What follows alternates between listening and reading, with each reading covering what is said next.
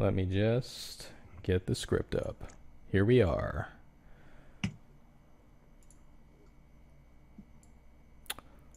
Okay, Brian, where do you want to begin? Jail Sunset? Yeah. After you. All right. Just have to get because I'm reading off the screen for the first time. There we go. Interior jail, sunset. Long wakes, and his eyes shoot open. He screams. Long, in Cantonese. Bao! I'm here! He sits up quickly, but pain reminds him to move slowly. Realizing, Long looks up at the cell walls and bars. He checks his wounds and inspects his bandages. He sighs. After a moment, he looks through the bars and into the dark jail. The setting sun has made the shadows impenetrable. Long hugs his knees before speaking to the room. Long.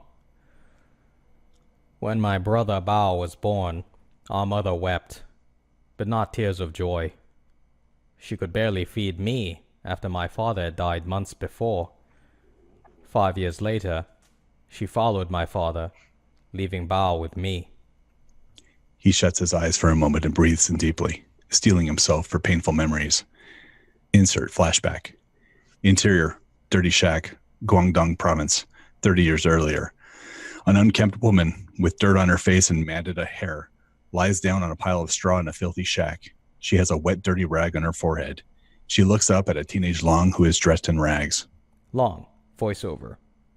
Before my mother died, she said to me, in Cantonese, then English, Long. Sorry, let's. I'm trying to manage too many screens here, everybody. Let's try that again. In Cantonese, then English. Look after your little brother. He is your only family now. Teenage Long falls to his knees as his mother fades away. He buries his face in her bosom. After a few moments, he collects himself and stands. He turns to see a child Bao looking up at him with worried uncertainty. Long, voiceover. I was 15. Exterior docks, Guangdong province, 12 years later.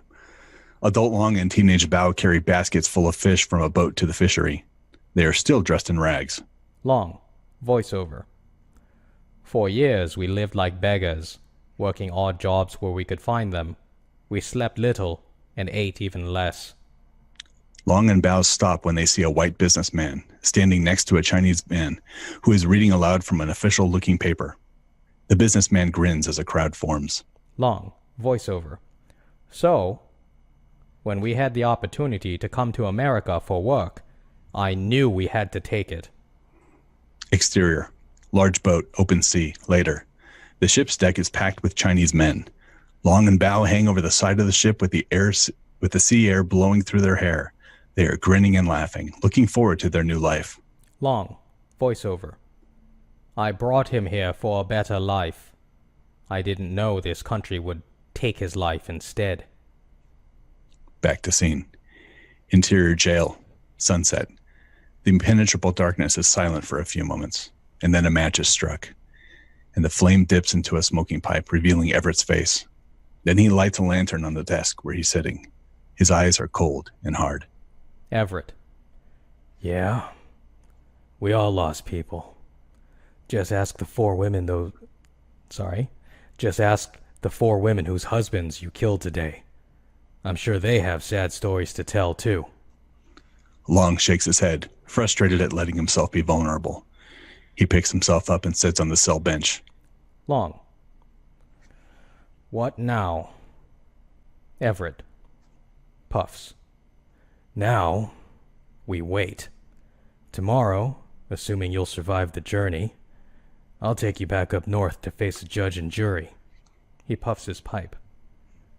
And then, I will watch you die. Long. Is my death all you have to live for? Everett doesn't answer for a long time. Everett. I live for the law, and the law says you need to pay for what you've done. Long. The law. Your laws never protected me or my brother, or my countrymen who died building your railroads. Where was the law when we were paid 2/3 of what a white man was paid? Where was the law when we were shipped by... when we were whipped by overseers and shackled when we tried to leave? Where was the law when we went on strike to protest our treatment and the railroad company stopped feeding us? Finally, after 8 days of starvation, the law came, but not to save us. The sheriff came with his deputies to threaten us if we did not return to work. Your laws never applied to me. Everett puffs on his pipe for a few moments. Everett, whatever injustices you've suffered, that's no excuse for killing men, women, and children. Life isn't fair, and you can't make it fair by taking life. Only the law makes life fair, or as close to it as we can get. And that's why you have to die, to bring some fairness to this life. The two men stare at each other in silence. Exterior, Doc Murphy's minutes later. Petrov finishes closing up his cart as he concludes some last-minute business with a townsperson. He climbs onto the driver's seat and is about to ride off when Doc Murphy comes out of his office. Doc Murphy. Go on, get out of here. Petrov. You should spend less time worrying about me and pay more attention to your wife. Ma'am? He tips his hat at someone behind Doc Murphy. Doc Murphy turns around to see his wife in the doorway, staring wide-eyed at Petrov. Petrov rides off before Doc Murphy can reply. Doc Murphy, to Claudette. Just what did he mean by that? Claudette. Claudette is at a loss for words until she sees something over Doc Murphy's shoulder. Claudette. Oh my, a shooting star. Look. Doc Murphy. Ain't no such thing. He turns to see a streak across the sky, then another, and another. One streak leaves a long green tail that grows as it travels. It passes low overhead, whistling softly. Claudette. Kiss me, darling, for good luck. Doc Murphy. Are you crazy, woman? I'm too old for that schoolboy nonsense. He goes inside. Claudette follows, disappointed. Interior, prospector stake, continuous. The mine interior looks shoddy with hastily erected support beams and scant lanterns hanging. Rubble is piled up haphazardly. Bud is swinging his pickaxe wildly. Bud. God damn it. I know we're close. I know it. I can smell it. I can taste it. Bill shovels the rubble into a wheelbarrow. Bill, slow down, or you'll be all in. Bud throws the pickaxe down angrily. Bud. Maybe if you spent more time working. His jaw locks and he has to massage it to get it moving. And less time running your mouth, we might be somewhere. Bill looks back at him with genuine hurt and worry. He notices Bud's scratch at his dog bite underneath the bandage on his arm. Bill puts more chewing tobacco in his mouth and grabs the wheelbarrow to cart out a pile of rubble. Exterior, prospector stake, moments later. Bill mutters to himself as he dumps the pile. He can hear Bud grunting like an animal inside as he swings. Someone chuckles, drawing Bill's attention. It's Old Man Prophet. He stands 40 feet away on his stake. Old Man Prophet. Another pile of rubble. I told you that stake was no good. When are you going to take my offer and get on with your lives? His cart pulls up beside him. He climbs aboard next to one of his men. Bill. Your offer's no good here, Prophet. Not when it's a fraction of what we paid for this stake. Not when we're about to strike it rich. Old Man Prophet. Don't make me laugh. The only one getting rich around here is me. Go on. Work yourself to death. He rides away. Bill watches him go and spits. He's about to go back in the mine when he hears a whistling sound. He looks around and then slowly looks up as the environment around him lights up green. A meteorite hurtles down toward him. Bill dives out of the way as the meteorite crashes through the rock face and into the mine, sending rubble and dust exhaling out. Bill collects himself and runs in. Bill. Bud! Bud! Interior, prospector stake, continuous. Bud is buried beneath some light rubble, and Bill runs in to pull him out. Once free, they both stare in awe at the hole in the mine wall and the giant glowing divot beneath them. They peer over the edge to see a green meteorite. For a moment, they just stare until Bill moves toward the meteorite, seemingly mesmerized by its pulsating glow. Bud looks on in fascination. When Bill is close enough, he reaches out to touch the watermelon-sized rock. He lays his entire palm on it and howls in pain as he tries to pull his hand away. He's finally able to and clenches his fist in agony. Bud. Bill, are you okay? Bill extends his fingers and sees a sticky green substance on his palm and fingers. It smokes, but then appears to be absorbed into Bill's skin. He grabs at his forearm as if to try to stop the substance from moving up his arm. Bud. Bill, talk to me. The look of horror on Bill's face fades away. He snaps his head toward Bud.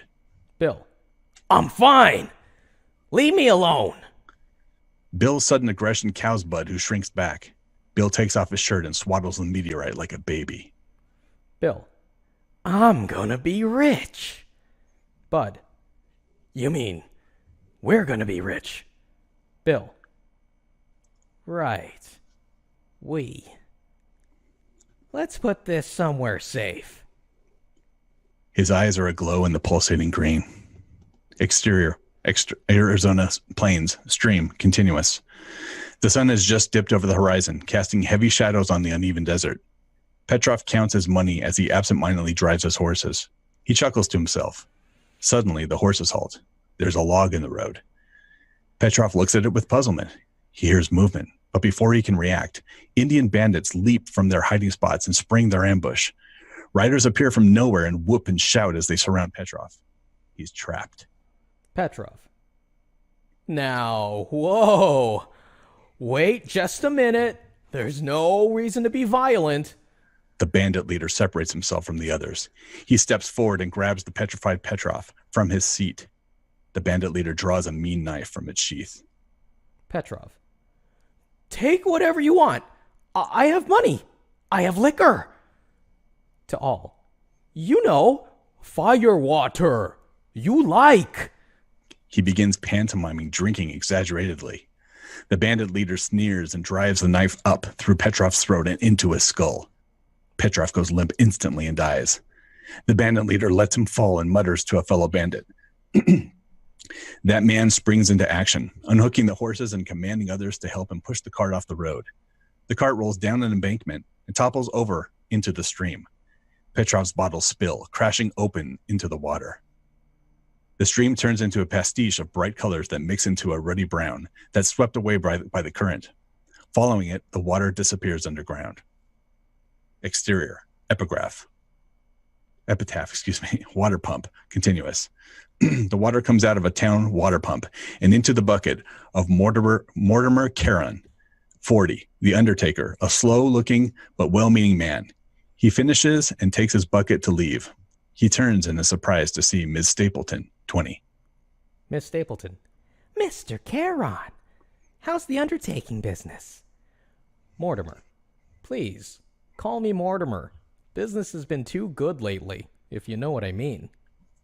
They both look down at the ground for a moment. Miss Stapleton. Regarding the bucket. Washing up before supper? Mortimer.